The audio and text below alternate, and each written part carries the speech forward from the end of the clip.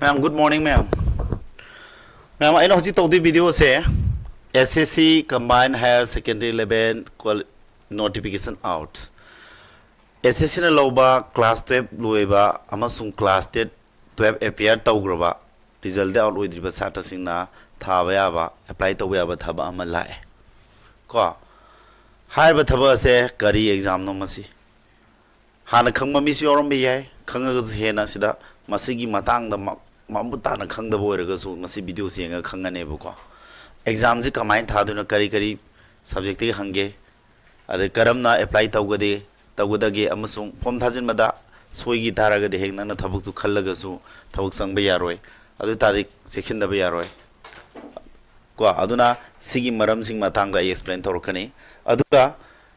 success oina da bagi dam yam telama tham da karma plan to bi ai adu SSC gi hoji akona normalization matang da mark yam na happy habna sima matang da sida sayed da bale ri si matang da aina singdung na ba ko yam nungai bu good news samasu leire masi si matang da ne aino si sema khudi video se yam matam yam sang na sang da vida ten tak na suju suba mong da explain toroke mayang matam kuina mangan jaroi ko loi bo yim biu ko mya yango sigi exam se form thajin baji jun gi tang kulum doi di hore asi tang kya no adu dia ngasi ji tang kun gi taruk na tra adu di July date 18 moye aduna last date ngai bigunu marak da salam form thajin biro form thajin matam se singa doi se sigi form thajin ma da experience le reba mi ga tanar thajin biu na ta tar ga di ke do ba ko gi form thajin ma da reject le gi tar ga di nang heng exam mai pass heng document check hana toro khan da di kana roi fail mor kane aduna form thajin bi loi ma ta mai phiri ko online da paisa pi gi ni phi lupa cham ni ko form thajin bagi ko lupa cham ni adu ga schedule class ka schedule tribe ka nupi mai gi di phi log da mane OBC jenen de loboi wane bo ko adu si hori maning dia hor kane yengo andana form thajin ma ta kai gum soi gi da na ma lan ba yaw ba adu sinang na sum thopa ya bai tari impi tang kulum doi July gi sina kumari ga no ma kak tari phi si manung sinang sum thogu do ne badana form thajin ma kari gum soi gre hai tar sum thokui sans ma san de phi nana ko na khanga ga di kana roi si marak sida sum thogdra ga adu sum ya de timing on piri mana ko sim khangjilo aduga ai ko ni yan han bada magi exams ani thong lebini tier 1 hai bam leiduni ko am phase 1 hai je si tier 1 je only pass tawra ga to ka dabuni sida mark phangwaduna nang thabak khan bada adui mark tu daka oini habana te tier 2 haina final merit list long na bai tare ko adu exam gi dumuk ta khangat na ba tier 1 exam je pangthok tuini my exam je September gi date 8 ni si ko adu ga September gi date 18 ba marak tawrane adu ta de hoji si ke na June July August September about nang ji ke dora 70 days matam dai ri ko nang 70 days ta kamai lek pa ga da gi have matang dai video sembira ke adu inong no hona ba kambu da di foundation base wena yawi bana phani khali ko adu ga hana dai honar ga exam ji coaching salura ga kolura ga mai di pauk da ba handa ti thu na mai pa ke natraga numit 70 days ai kayam paraga revision salaga pa ka da gi have du video jo semake aduga ani suba phase 2 gi exam final exam je sini February amasung March si marak ta ba yai February tare na expect tawro se ba adu bawda nang matam kyam leiri adu si September dana exam ahan ma thara na September da thakham phange October November December January nang pulpuna 4.5 month phange tha mari makhai matam phange ata di 4 tha mari makhai da di nang phajana mapung phana tia tu gi preparation tong nang e ba duna tielo matam da tia wan je mai pau tara ga nang kyam tim phani ada tia wan je mai paning am ngani mai pa di tia tu si preparation tong nang ne ba da tia wan je mai pang na plan tau si ko adu magi sida number amadi pi bani helpline number adu ka hana phone pa ka ta bani adu hatre ko ai staff na hapam de number da si yango har be exam se magi pe level je tolo ki level je thau makhalani ne mang kauri je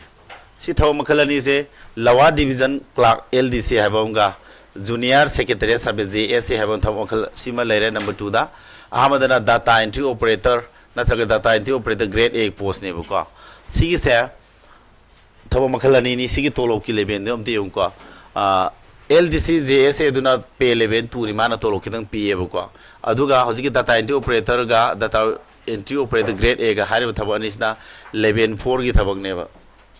ado sigi tolo se kamai sa duino lising ku manga dagi sina lupa lising kya da hoba tram pande horga lising phum doi bu phangi ai je tram pande han sa duira adi pay 11 post dana lupa lising ku manga de horga 81000 baune adi lising ku manga de horga 81 ba sa duira सात्रसिंग सी खंगदब अमा लेरिबा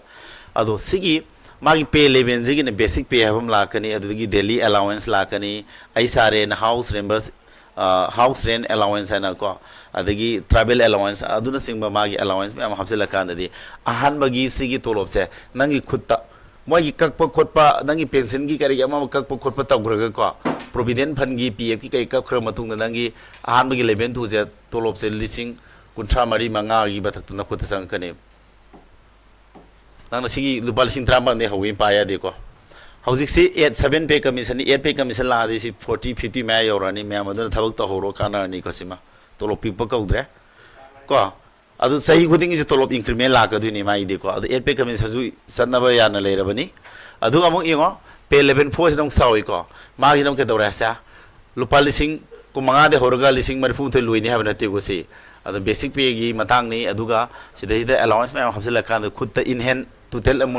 एमुलमेंट in hand salary है तारे को सिदाई से 43,000 something होइबनी को आइना सिदी source में आमदी थीरगने ने हरी को एप्रोक्सीमेटली मफम मफम अमग मानदे तोलोब से फिक्स हाइबे यादे को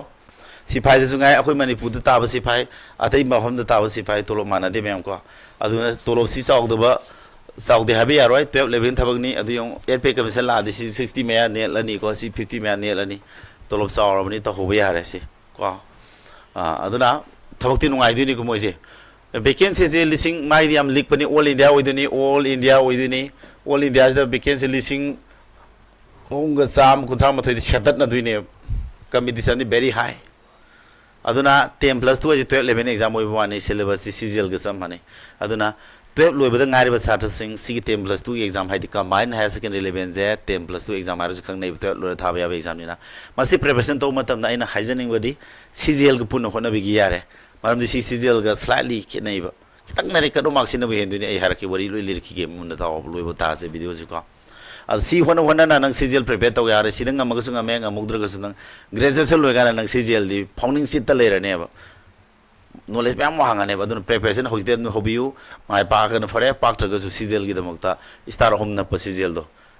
8 पे कमसिला का लुपा लाख अमा लोइ हेलानी सीजीएल दी लाम या लोइ वरानी अमथि नोंगाइ दुने ऑफिसानी स्टार होम न पको तोलोब से आहान बा होबद फंगु तोलोब से खुदी इंक्रीमेंट लाएबा नन हें सही तरा कुन तरो खान दे आ लाख अमा ani माथक हेन सखलगनेबा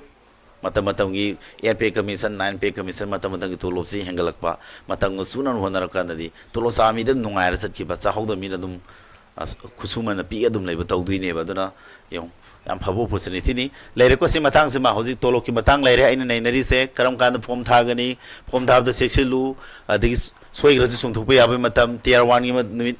आहानो फेस एग्जाम की निमित 70 फंगी अदु लोइरगा अनि सुबो की प्रिपरेशन तौनबा थामरि गाय फंगी बिजन एकेडमी पुने याम वेलकम तोरोंगे फजन लाओ फजन माय पाप ओइना फजन ताकपि याय एसएससी की बेस्ट ऑफ बेस्ट ताइबनी एसएससी द नते अतै जुलुइ ताइ को यंगो सी थब मखनजिंग लेरे को अदुगा मागी एज लिमिट से मैम नखोइजे सही ट्राइम पाने कुंतरे मनंग ओइगदौने यानदाब्रा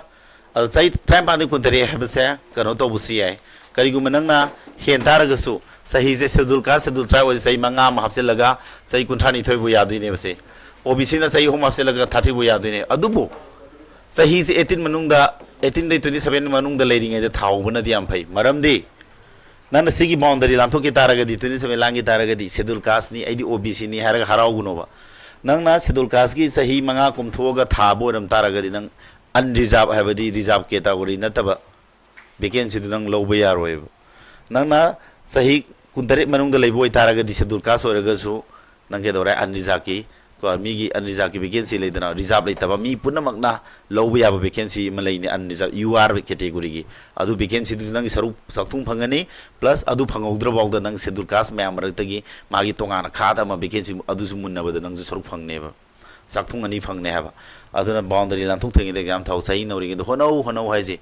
अदुना सही नौरिकान छात्र मैम अमदि प्राइवेट जॉब मैम तौनो होनब लई होय पामगदि तोबिरो प्राइवेट जॉब सिदि कोन याद्रगान तौबो याय सगाय दौती बसिदि कोन याद्रगान तौगे यारोय सही हेलका ना हनुरका आई बोजिपु लाइरि या माइरे नोइ दुमान नोइ लेक्तागा मी ऑफिसर ओइनिगे नाइ सीजीएल थायारिब्रा आइएस थायारिब्रा यारोय दुनिबा अदुना मतम हाइबम लई मागी बाउंड्री पीबनिना मसी मनोंग तहौगदबा सिमने मेन पॉइंट एंड इज अते अते कैटेगरी फिजिकल वीकर सेक्शन सिंगी सही तारा कुंतो थौम कुंतो को लई याम कुंतो को लई को अदुना यंगो सुमाय तौदना लेरे माय सही कुंतो पैदुसी दुमसी maruiba adum sana mi da sum apply to be yare sina active service leba mi gini sumai la hai ko aduga qualification se kyum data entry operator grade A se sigi data entry operator grade A gi di mukta di nang 12 se science system dei pass to da be yaro adu mathematics ta nang subject amo ena nang lawra ka dong ne data entry operator ji da di maths lo da be yaro science system mo da be yaro ko sigi wena di thabo makhaji data entry operator da na te LDC su ko wedana LDC gi wena di nang any graduation any 12 pass to di yare kende must have passed 12 standard equivalent examination form recognized university hai yam khar thu na ngang bosi yan ta bi ko tab na ngang wara tab ngang jage ko smai tok dana nang se sahi du kan sai gi khangwa nang gi education qualification je sida pa ni 2026 ki june kano january date 1 pa ni sahi pa ba jung sai ko 2026 ki january date 1 nang 18 sugadam ni adu 27 laloi dong ni habani ko si kom thop gi ju lai jare smaina aduna nangi thabo makhal sing se ke do ba amana 12 arts wagera ke do gera loi yai si kano si di ko LDC lower division clerk natraga JSS junior secretariat assistant ai ji ko se thabak tu kom dui ngak tani clerk ki thabak ngak tani lak tu se data entry operator gi sina ke do ba mes loruk tabi ade adu sciences mu de ade ha bi se makhango yare ko mathang da marui ba point la ke myam ko tolo ki matang so haigre ko tolo su sawi ko myam aina so hon manati maram sana haibani ko na se exam center matang si hausi ko akoi gi se exam center se imphal ka le imphal gi ro number code se le re imphal center phirakani hana di ukhul da taba su jambu taba dum yai ko maithei na su jambu taba ukhul taba dum yawi adu hojiti rang lai bani na madu to ro kam pakat pi ru no su sto matam ni imphal an khambiro maithei waragadi mathang da ukhul mathang da sam khanbiro adagi kuki waragadi su jam phon khanbiro aduga ukhul khanbiro ko isa isa gi irang lai communal irang khar lai bani no ko khar gyan ta biro simadi ko noina sen gyan taramani khanjai mathang exam gi mong ji tier 1 qualifying ni ko kai waro nu ko pass tang toro yar si lobby da samna dali lagasu ko amada english ki question ko number question je ku manga ni mani pi bani question ku manga ni maths ne english ne reasoning ne si reasoning hai ko general intelligence quantity aptitude maths ha bu mani ko basic arithmetic skill hai basic hai wani algebra trigonometry geometry mensuration lo yor kani madi ssc di su kitang hengala ni manamang algebra trigonometry geometry mensuration yor mi saure ko dia yor kani ko aduna ine cgl ga mane haji syllabus yare ko cgl pun hona ga daba 10+2 for missing je cgl tha mi ne am for ko din ni thajo ko si aina haji panga haji manate yandar ba aduga mang cgl habina is tha mi na bu thajalak ko exam ne ba is tha mi na kana thae cgl gum exam tharani cgl tha mi na ke dawni kamaina second 11 je thajani mts thajani ko even kana gum kano gum ja delhi police na traga ssc di bu thajan me yawi as yeng thoke ai cgl thari masagi cgl fit mi leader medical fit mina gd je ma kya phangi yeng thoke gar ma ka sam khun tha phangdo phumi gi lei ai cgl 11 honnar mina aduna 11 wang no honna mina di laira ka duna aduna 11 wang honna mi yaur ka ne aduna lai thope ya de hoji kan di ko competition je adum very tam ne general awareness ki smile re puna marks ani ni punga ma da thadu exam ni cgl lu sa manai si marks ama minimum fu gd nam khar lai ko marks si kono question marifu pungama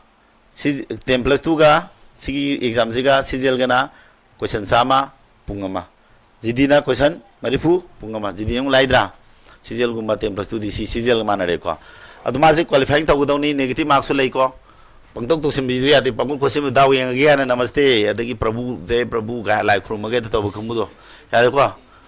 kana gum satha yawi am hising bo ko kana ta lei khongte sir ai di b c toru khot pune du kun lalami ya ba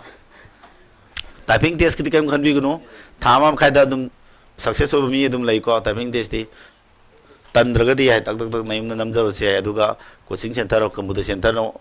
na marang kai le am sa piu ko adu kam khan gno yum da jo dum nam sana ba ye sumaina tia wan ji pass to birga tia tu cgl ga sa manai petan question kitang khena boi wani yo si cgl ga pun hona bi yare ba aduna si try to ro haji 12 level sata sing graduation du kadai dono college yamna phaba ai tare ne ko amak ding san julo am phaba je ai khangam ngani ko ai ngangi wangang je yandar ba certificate sahi mangan ngano ba aduga sumai coaching chapi bani khangde natarga lei pa ho bani khangde youtube ta mayam leire ai gumba ai ngonda gi hen bo igera mo igera mayam leire ko yengbiro aduga preparation tawba horo hoite hong si thar thar mai pak tru soi nai CGL gi damak tu yum phom thon mani na hai officer star home nap tuine ba adu kam khan ngono bai nai si kho na ta ga akhoi ga taw se ra ga su ai team da yaw jur hai so ai na leader war ga oza akhoi aning ma khara akhoi manga taru pul laga pajan tak thari si da si are ko yung mai deu mathematics ka kanom pulakani ko mathematics ka reasoning ma question kundang kuntra question hum phu ma hum samar phusi SSC CGL ga samane si question number of question ju aduna ne CGL sim phalai no pa kai hajin man ngano ko khodi loin thara ba loi ta le ra ba sahi nipalo ma palo experience le bina adu hare ine ba ya ba ade am english ka kanom pun ngani GK ga computer si qualify ni question kumang tram nga oidana CGL na kun oidini ko yana basa qualifying is just don't worry about this aduga english ka kano ga semai question ka na do oidra sa 60 do oidra CGL na se 45 oilani sina kumanga question kya helem tharo manga mang hendra adu 70 ohum sani tara oiba mane mana puna marks ya 390 oiba mane sina kya ba 360 oiba mane kitang slightly changed mana re pura CGL samana syllabus samana ini ko aduna khangbiro CGL gi mong honara noina hojik CGL tha mi loi thajila ka duine bu ko maram di CGL ji ab saim na mung tha bani na madu soyo ro go ai 10 plus 2 do ji tawna bana plan bi yala ka duine mi yarba sumai la ni ado sida skill test sa magi 15 minutes for candidate eligible for this ko si no magi kano 15 minutes 20 minutes kano gini typing test 15 minutes ki tawne ba ma taw ba se tiar si exam mong sa mahar ke ko amada si thal wer ni si loi ba gane banglong computer screen je english ka ziki ga sense taw ni si di time management nang mani ko matam ya na braja 1 hour da thadu ni si punga ma de english ka ziki tha ji matam le man ai di hui khong ga tawrei ko aduga CGL gi wari ni template wi nate aduga si mes ki ni matam khara tar ui di ji punga ma da meni humfuda question humfuni si adum thu de yaroi mes haibne yaroi thu de yaroi reasoning haibne yaroi thu de yaroi raba sma lani aduga si ani si thalo ngak tang nang ji chak sa ba de 1 2 to ba ko 2 3 4 5 to thu pui matom khara pi ni ba khang bra jim ngak sa piru su nang ngani akoi nang padadi ren da lebni nang akoi di jum da la ga aduga yan ta iru mai ta jar ga musale typing phu bu do ko aduga mai da ro typing no model sele exam je am thi nungai re ko tia wal lore tia tu no model lore adu si dei question nungai ba kang buduna wakan nungai na kai do ngai hedo khada gai to sadu ke mi nungai ra ni question nungai ta ga du mangani ai karam coaching sa chi ge natra kari thaji um tawrani ko lere smaina ya ba ma'am aduni ada thabak karma matam da pros preference to phajana pi hogu do ni habe matang si lere ko phom tha matam da nang karam thabu pa mi nang sana du khalo ngai to ro sa bu du pamam ngani pamra karom mak ti beri hai ko na ra ki ge ko ba adu smile lere ma'am adagi smile lani sum nai narni ko aduga magi selection gi mathang ina haning mam leibo ko kaha gaya more of selection nangi selection tawdu se tier 2 gi mark tani habu si i yaw bani ka legre mayek si le ubra si adu di yang padasya ubra ka legre tapana forces made on the basis of American force in other words for example kaha gaya selected for CGZ yaudre sida kano de yaud merit list will be prepared on the basis of the overall performance of candidate in the tier 2 examination only haji tarba merit list se kai base tawgune ba overall performance of candidate in tier 2 examination only haji tier 2 exam dagi tawgane ba tier 1 gi just qualifying na ba pass tang toro to mai mark wang da ka oide tier 2 thaba yara loira tier 2 tharaga sida phang mark to nang thoba khandu da ba mai ja main point ni aina haning ising ji khanma matam da post preference fajana melaguda ni vacancy lising home ga something na tro jikada ado kare hengal ko di ai tentative ni ado lising pak yaw yam hengal ji pak hengal adu ta di all india competition ni luro de competition ja ado ni magi karo mak si kara habi gi ko wakhnu ngabram karo mak si ai gi ko smaina se hauji ki thaba ma lai LDC ga LDC do LDC का junior secretariat assistant sigi da kono mark se anizab amda thuna loi dure ko misula ai mathang class tau dure schedule caste schedule tribe ibiram ge ko tier 1 gini ko ma'am si anizab ke se me yam de 157 schedule caste 139 kya manung da no kya manung da no ji khumuk da na 156 schedule tribe 129 out of kya manung da sani manung da question kya phang de dia de Sadi manung nadra. Si sadi manung da dudi 100 question manung da kya um phang da dia deba. 80 question mu phang da ka 80 question phang di ma ni pibni na sa um phu. Aba yang wasi. Sina si thabak tu gini atoba thaba ma leidu na kari data entry operator gina magi thabak tu unreserved OBC schedule caste schedule tribe kwa sidai sina unreserved 176 yam dekho se schedule caste 166 schedule tribe 165 OBC 176 OBC ko unreserved kasi sak mana saladro mi yam khangate ko sida mi unreserved mi samri nipan khangali schedule caste sani kya schedule caste man to sani 76 khali adagi schedule tribe to mi fumanga sustawi OBC to mi kya khali 486 khali sidagi among typing no ping taro khalau dine ba tia one pass to mi yam de ko sigi de tha entry operator mi yam log de habane tia one pass to roga anija ke mi sidani data entry operator ge sidagi among tia tu dem khadok tu typing no ping taro ko yes comment aba thu break ange je khat thu de dia ro ko smart with dia ro ba sidi natra sidabudi miyam lawi thabak si kusina di ko anija khiji mi lising sing anija khiji mi lising taruka chong phuri thoi lawi si mi vacancy am ni sino vacancy am hen tai ni ko schedule caste 1 schedule caste mi 7003 aduga schedule tribe kina mi kya 2950 khangal leba aduga OBC na kya mi lising tara OBC vacancy am ni lising tara di dis kale aba samay dana si category lama mi su yam sam khale all india gi ni ko kano makti sijil de wangi sijil gi nei gi danga ri wangi ko adu den hai sum dribu sijil gi leben ho naro sijil thaming ata ri yorom duji sida selection phangi je sijil tham ngata ne me sida selection phang duji sijil leben ho na bu kamu ngata ne amana yandar ba aduna thadi thajilu hoito hona ga dawni ngamoi da pot habam leite lura phone me am du coaching salaga akoina lai tholi dana aduga mayam puna maksina sigi preparation ki namdu kibigino vision academy manipurna aigi du or dai team semi sin sijel gi ne ko handaki telaba matam da sijel fauna na bagi damak taina june 30 dagina august ki day 30 pau da sijel serious oiba sata sing du or dai team the previous ama semi ko free ni ko mayam gi damak ka thu ne di ko ada sidai da ke dore moina maths amasung reasoning je ina pajana ma wangalaga thabuk khan mada kat mark tiar wan lan mada mating phangna ba takadaba course ne sida lupa sam bi form loraga dum yaw yare thani jom free da ina tawgani aduga si kana si keno 10 plus 2 hojiki 12 loraga thaba exam kam fajana seriously aspirant oiba anoba satradi si class nu ngai roi ko maram na ina lekta matam na theory na pulap tak le ro selected important topic khalaga exam da hangak pa yaba topic sing do suggestion gi type ta revision gi type ta talaga da bane aduga nungti gi question taruk la du mock test tawne aduga timer thara mock test tawga next question makha logdo smai chat topic samna habada kwaide question hangama topic ama haragdi number system aba chapter the divisibility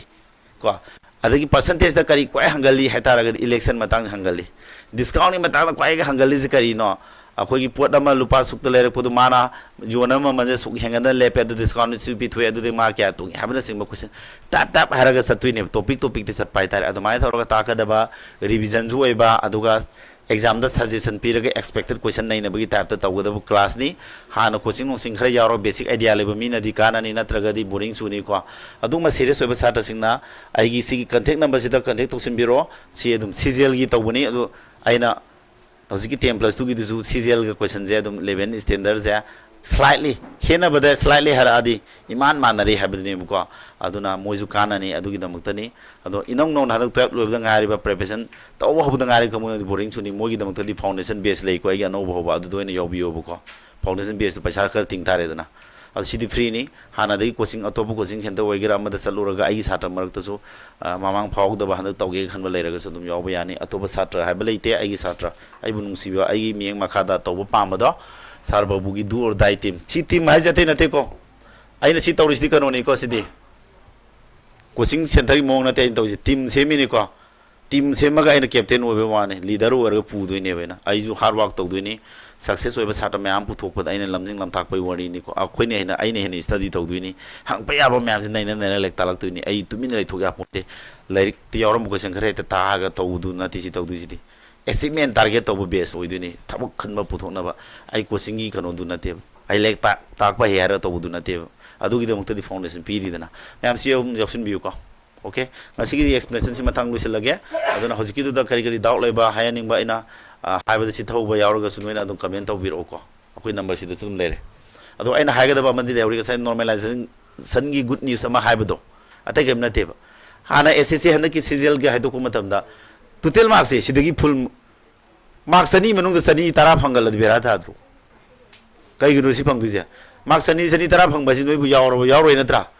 SSC da di thu FG kari normalization ma happy to chila ko ji nupa maksa mogdra phangi sani manung da normalization kun hapsila di khala la sumaina phagi yam man ba khara yaure SSC da aduna maram moraga SSC yam saung nei mi na ko aduna moine yam sexile hujikani aduga normalization gi ano formula ma semaga handa ki exam sing da loin satna bahorani adu formula du matungi na di si problem nei ra roina moine good news ne adu man hai ko moine good news ne hara me no good news ne hara pawdam bai wani da ya bhai ja tawroi ba normalization mak yam hapto jin tawrga noi puning pen da ba se mamang dai gi satra ma sumai tawi maji SSG di thaba da ma wange khallani lera ba aduga samana na magi riyan da lemin da ba mamana ba majina mak nemi asai di mak yam phangdri leijara ba normalization ma haba kanda ma wange tawbu nu pa duna ma inim nem ma ji kano yaroktre thaba khalogdre lamje nongje loi lor matungda adagi ma nemi tor midur ma hakal pudun yam khalkra thaba khalo ji di tolop sa lai yang kai khojing oraga thamoi sang mai dra do adugi satra du ninghan na de ma handa kam honara handa ti written exam thare ma sam khar la le adu handa ti khalanim sahim ni mangi dana adune sumai thoe ko aduna sum problem thokpa de ge session normalization gi pose